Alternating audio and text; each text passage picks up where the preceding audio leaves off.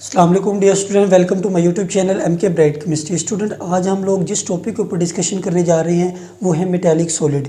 हमें पता है कि जो सॉलिड होता है, सॉलिड की 4 इकसाम हमने इस चैप्टर के अंदर डिस्कस की थी। सबसे पहली थी आयनिक सॉलिड, कोवलेंट सॉलिड, फिर थे मोलिकुलर सॉलिड। आज हम जिस टॉपिक के ऊपर डिस्कशन करेंगे वो है मेटालिक सॉलिड। हम लोगों ने पढ़ा था पीछे जो आयंस होती हैं, आयंस यानी कि आयनिक सॉलिड जब पढ़ रहे थे उनमें देखा था आयंस के दरमियान एक इलेक्ट्रोस्टैटिक फोर्स ऑफ अट्रैक्शन पाई जाती है, जिसकी वजह से यानी कि आयंस आपस में मिले हुए होते हैं और एक आयनिक सॉलिड बनाते हैं। लेकिन जब हम लोगों ने कोवलेंट सॉलिड को शुरू किया था वहाँ पे हमने देखा था कि जो न्यूट्रल एटम होते हैं वो आपस में शेयरिंग करते हैं, म्यूचुअल शेयरिंग, इलेक्ट्रॉन की म्यूचुअल शेयरिंग करते हैं, जिसकी वजह से उनके दरमियान एक बॉन्ड जनरेट हो जाता है जिसे कहते हैं कोवलेंट बॉन्ड। अब ऐसे एटम जिनके दरमियान कोवलेंट बॉन्ड होता है वो मिलते हैं, मिलने के और वो क्या बनाते हैं, कोवलेंट सॉलिड्स। लेकिन जब हम लोगों ने मोलिकुलर सॉलिड को पढ़ा उनमें भी बेसिकली मोलिकुल के दरमियान एक अट्रैक्शन पाई जाती है, जिसे या तो अगर पोलर मोलिकुल है उनके अंदर दरमियान डाइपोल फोर्सेस है, अगर वो नॉन पोलर है तो उनके दरमियान लंडन फोर्सेस पाई जाती हैं। लेकिन जब हम लोगों ने मेटल्स को देखा, मेटल्स भी आपस में मिलते हैं, ठीक है, यानी कि ये क्रिस्टल है, ये मैंने ड्रा की है, क्रिस्टल है, मेटालिक क्रिस्टल। तो ये किस तरह बन गई, मेटल एटमों के दरमियान कौन सी ताकत पाई जाती है, कौन सी फोर्स पाई जाती है। हमें पता है कि जो मेटल एटम है, मसलन ये एलुमिनियम है, ये भी एलुमिनियम है। अब इनके दरमियान इन कौन सा बॉन्ड है, यानी कि किस फोर्स ने इनको आपस में मिलाया हुआ है। अब मेटालिक क्रिस्टल जो होते हैं उसमें सेम टाइप के एटम प्रेजेंट है। ये भी नहीं है कि वहाँ पर अगर डिफरेंट टाइप के एटम्स हो, मसलन ये वाला एटम और हो, ये वाला एटम और हो, ठीक है, इन दोनों के दरमियान या शेयरिंग हो जा सकती है इलेक्ट्रॉन्स की, तो एक बॉन्ड जनरेट हो जाता है, ठीक है। लेकिन इधर सेम टाइप के एटम है, ठीक है। अगर मैंने एलुमिनियम की ये क्रिस्टल ली है, ठीक है, इसमें सारे के सारे एलुमिनियम है। अब एलुमिनियम की खसूसियात ये है कि वो इलेक्ट्रॉन लूज़ कर जाता है, ठीक है, 3 इलेक्ट्रॉन यानी कि ईजिली अपने लूज़ कर जाता है। अब मसलन इसने लूज़ कर दिया अपने 3 इलेक्ट्रॉन, इसने भी कर दिया 3 इलेक्ट्रॉन। अब किस फोर्स ने इन दोनों को आपस में मिला के रखा हुआ है, ना तो ये अपोजिट चार्ज बॉडीज़ हैं। अब यही क्वेश्चन हमारे माइंड में आता था, तो इस क्वेश्चन का आंसर आपको इस टॉपिक के अंदर मिल जाएगा, ठीक है। बेसिकली जो मेटल एटम होते हैं, ये मेटल एटम है, इनके दरमियान एक बॉन्ड पाया जाता है जिसे कहते हैं मेटालिक बॉन्ड। अब वो कैसे पाया जाता है वो मैं अभी आपको बताता हूँ। इसकी डेफिनेशन ये है कि the special type of a bond which is present between the metal atom is known as metallic bond, ठीक है। अब मेटालिक बॉन्ड की वजह से मेटल एटम आपस में मिलते हैं और एक सॉलिड बनाते हैं जिसे कहते हैं हम लोग मेटालिक सॉलिड, ठीक है। अब इस मेटालिक बॉन्ड को एक्सप्लेन करने के लिए 3 थ्योरीज दी गई हैं हमारी बुक के अंदर। सबसे पहली जो थ्योरी है वो है इलेक्ट्रॉन गैस थ्योरी। लोरेन ने 1923 के अंदर इसको पेश किया था। लोरेन के मुताबिक all metal atoms can easily donate electron because metal atom have a large size।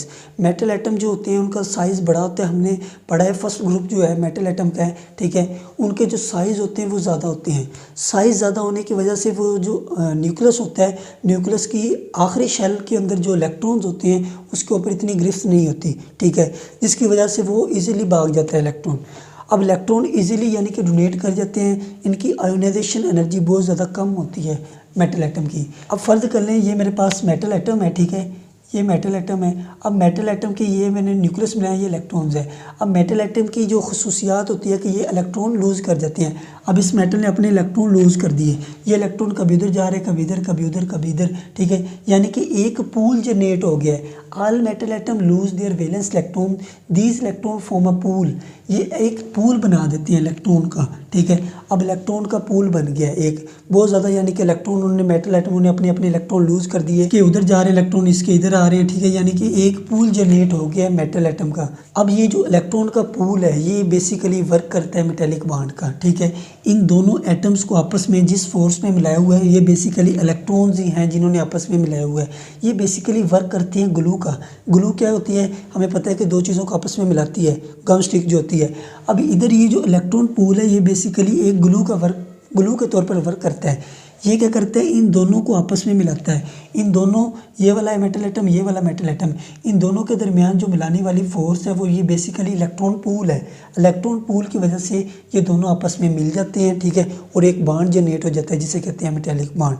Basically जो मेटालिक क्रिस्टल्स होती हैं उनमें यही फिनोमिना पाया जाता है कि उनके अंदर एटम जो होते हैं, मेटल एटम जो होते हैं वो अपने इलेक्ट्रॉन लूज़ कर देते हैं, इलेक्ट्रॉन पूल बन जाता है। इलेक्ट्रॉन पूल ही होता है जो यानी कि ग्लू के तौर पर वर्क करता है और इन 2 मेटल एटमों को आपस में मिला देता है। ठीक है। ये तो थी इलेक्ट्रॉन गैस थ्योरी। अब दूसरी थ्योरी है हमारे पास वीबीटी। वीबीटी जो है हमने छठा चैप्टर जब शुरू करना है उसके अंदर इसको डिटेल के अंदर पढ़ेंगे, लेकिन पॉलिंग ने ये पेश की थी metallic bond is actually covalent bond. उन्होंने कहा है कि जो मेटेलिक बॉन्ड है ये भी शेयर हो रहा है, इलेक्ट्रॉन कभी इधर जा रहा है कभी उधर जा रहा है, ठीक है, यानी कि मेटल एटमों के दरमियान शेयर हो रहा है। बेसिकली जो कोवलेंट बॉन्ड होता है वो भी शेयरिंग ऑफ इलेक्ट्रॉन से बनता है। उन्होंने कहा है कि जो मेटेलिक बॉन्ड है ये भी एक्चुअली एक कोवलेंट बॉन्ड है, ठीक है। पॉलिंग ने ये सजेस्ट किया था, ठीक है। लेकिन अब हम लोग इधर कह सकते हैं कि जो कोवलेंट बॉन्ड होता है, मसलन ये मेरे पास है जी कोवलेंट बॉन्ड। अब ये कोवलेंट बॉन्ड जो होता है ये लोकलाइज्ड होता है, यानी कि दो एटमों के दरमियान लोकलाइज्ड है, लेकिन इधर जो है ये लोकलाइज्ड नहीं है बॉन्ड, ठीक है। अब इलेक्ट्रॉन की वजह से यानी कि ये दो आपस में बॉन्ड बना हुआ है इनके दरमियान, अब इलेक्ट्रॉन कभी उधर जा रहा है कभी उधर जा रहा है कभी उधर, ठीक है, यानी कि इलेक्ट्रॉन पूरे क्रिस्टल के अंदर मूव करता है। इलेक्ट्रॉन डी लोकलाइज्ड है, जिसकी वजह से हम लोग ये कह सकते हैं कि ये जो बॉन्ड है एक्चुअली डी लोकलाइज्ड बॉन्ड है, ठीक है। अब इसके बाद जो हमारी तीसरी थ्योरी आती है वो है एमओटी, मोलिकुलर ऑर्बिटल थ्योरी। इस थ्योरी को भी हम लोगों ने जब छठा चैप्टर शुरू करेंगे तो उसके अंदर डिटेल के अंदर इस टॉपिक के ऊपर डिस्कशन करेंगे। मोलिकुलर ऑर्बिटल थ्योरी के मुताबिक जब यानी कि दो ऑर्बिटल मिलते हैं आपस में, ये एक एटॉमिक ऑर्बिटल है मेरे पास, ठीक है, और एक मेरे पास ये एटॉमिक ऑर्बिटल है, जब ये दोनों आपस में मिलेंगे तो दो ही मोलिकुलर ऑर्बिटल बनेंगे, ठीक है। एक होता है ऐसा मोलिकुलर ऑर्बिटल जिसकी एनर्जी होती है लो, एक होता है जिसकी एनर्जी होती है ज़्यादा, ठीक है। ये था हमारा एमओटी के अंदर, जब हम लोग पढ़ेंगे इसको कंप्लीट डिटेल के अंदर उस वक्त डिस्कशन करेंगे इसके ऊपर। इधर उन्होंने बताया कि जो क्रिस्टल होती है, ठीक है, क्रिस्टल के अंदर हमें पता है कि बहुत ज़्यादा मेटल एटम प्रेजेंट होती हैं। जब बहुत ज़्यादा मेटल एटम प्रेजेंट है उनके एटॉमिक ऑर्बिटल आपस में मिलते हैं तो बहुत ज़्यादा हमें मोलिकुलर ऑर्बिटल मिलते हैं, ठीक है, क्योंकि उनकी ओवरलैपिंग होती है एटॉमिक ऑर्बिटल की, तो उसके नतीजे में जो मोलिकुलर ऑर्बिटल बनते हैं वो भी बहुत ज़्यादा तादाद में होते हैं और उनकी जो एनर्जी होती है very close to each other होती है, ठीक है। इसीलिए यानी कि वो एक बड़े बैंड बनाते हैं एनर्जी के, इसे कहते हैं बैंड थ्योरी। अब हम लोग स्टडी करते हैं जो प्रॉपर्टीज़ होती है मेटेलिक सॉलिड की, कौन कौन सी प्रॉपर्टीज़ होती हैं। सबसे पहली प्रॉपर्टी ये है कि इलेक्ट्रिकल कंडक्टिविटी। जब मेटल के पीस को यानी कि बैटरी के टू पोल्स के साथ जोड़ा जाता है तो होता क्या है, इलेक्ट्रॉन फ्लो करना शुरू हो जाते हैं टुवर्ड अ पॉजिटिव पोल। हमें पता है कि मेटल के अंदर फ्री इलेक्ट्रॉन्स पाए जाते हैं। जब इसको नेगेटिव पोटेंशियल के साथ जोड़ा जाता है तो नेगेटिव पोटेंशियल से पॉजिटिव पोटेंशियल की तरफ इलेक्ट्रॉन को फ्लो होना शुरू हो जाता है, जिसे कहते हैं इलेक्ट्रिसिटी, यानी कि flow of electron basically electricity होता है, ठीक है। मेटल में ज़्यादा इलेक्ट्रॉन पाए जाने की वजह से कंडक्टिविटी हो जाती है इलेक्ट्रिसिटी की।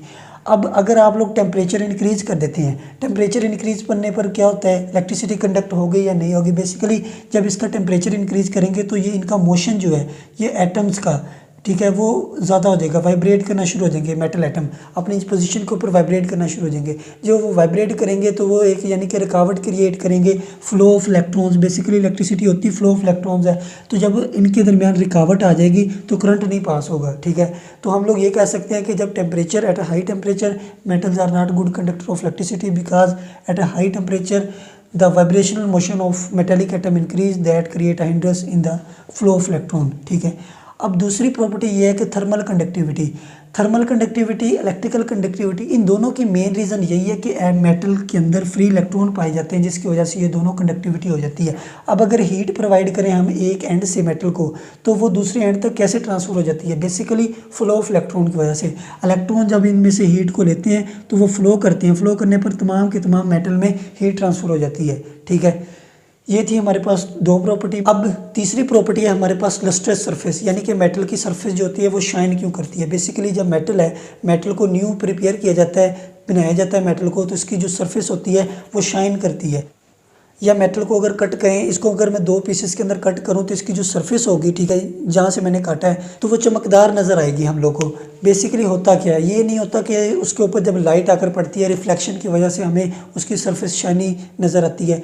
एक्चुअली होता क्या है, मेटल के अंदर हमें पता है कि फ्री इलेक्ट्रॉन्स पाए जाते हैं काफ़ी तादाद के अंदर।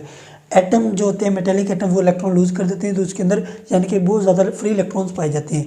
जब इसके ऊपर लाइट आकर पड़ती है तो ये फ्री इलेक्ट्रॉन लाइट को अब्जॉर्ब करते हैं, अब्जॉर्ब करने पर इनकी जो एनर्जी हो जाती है वो ज़्यादा हो जाती है और ये एक्साइट हो जाते हैं। जब ये एक्साइट हो जाते हैं तो कुछ देर के बाद दोबारा ये डी एक्साइट हो जाते हैं, यानी कि अपनी ग्राउंड स्टेट के ऊपर आ जाते हैं। जब ये ग्राउंड स्टेट पे आते हैं तो जो इन्होंने एनर्जी एब्जॉर्ब की होती है वो लाइट की फॉर्म में इमिट करते हैं। जब ये इमिट करते हैं तो इस वजह से इनकी जो सरफेस होती है वो शाइनी हमें लगती है कि जो इनकी मेटल की सरफेस है वो शाइनी है। अब अगर मेटल है, मेटल काफ़ी अरसे तक यानी कि माहौल में पड़ी रहे तो इसकी जो सरफेस हो जाती है वो रफ़ हो जाती है, वो शाइनी नहीं रहती। बेसिकली होता क्या है, हमें पता है कि जो ऑक्सीजन है वो ऑक्सीडाइजिंग एजेंट है, ठीक है। ये ऑक्सीडाइज़ कर देती है मेटल को। जब मेटल को ऑक्सीडाइज़ कर देती है तो मेटल की सतह के ऊपर ऑक्साइड्स की लेयर बन जाती है, ठीक है, जिसकी वजह से इसकी जो शाइननेस होती है वो यानी कि फेड हो जाती है या ख़त्म हो जाती है। लेकिन जब मेटल है, मेटल को अगर दो पीसेस के अंदर कट करें तो जब कट करते हैं तो मेटल की सरफेस शाइन करती है। बेसिक वही फिनोमिना होता है कि उसके अंदर लाइट अब्जॉर्ब करते हैं, जो फ्री इलेक्ट्रॉन है लाइट अब्जॉर्ब करने पर एक्साइट होते हैं, दोबारा डी एक्साइट होते हैं। तो जब वही जो इन्होंने लाइट अब्जॉर्ब की होती है वो इमिट करते हैं, जिसकी वजह से इनकी जो सरफेस होती है वो शाइनी होती है, ठीक है। अब मेटल की ये भी प्रॉपर्टी है, ये मेलेबल है एंड डक्टाइल है, यानी कि मेटल को यानी कि हम लोग चादरों में भी कन्वर्ट कर सकते हैं और तारों में भी कन्वर्ट कर सकते हैं। मेलेबल का मतलब है यानी इनकी चादरें बनाई जा सकती हैं, इनके ऊपर यानी कि फोर्स अप्लाई करने पर मेटल को कन्वर्ट किया जा सकता है चादरों के अंदर। और ये डक्टाइल यानी कि इनकी तारें बनाई जा सकती हैं। हमने देखी हैं ज़्यादातर तारें जो होती हैं वो मेटल की होती हैं, ठीक है। उम्मीद करता हूँ कि आपको आज के लेक्चर की समझ आई होगी। फिर भी अगर कोई क्वेश्चन हुआ तो आप कमेंट सेक्शन में पूछ सकते हैं। अब हम अपने नेक्स्ट लेक्चर के अंदर इंशाल्लाह 5वें चैप्टर को शुरू करेंगे। तब तक के लिए अल्लाह हाफिज़।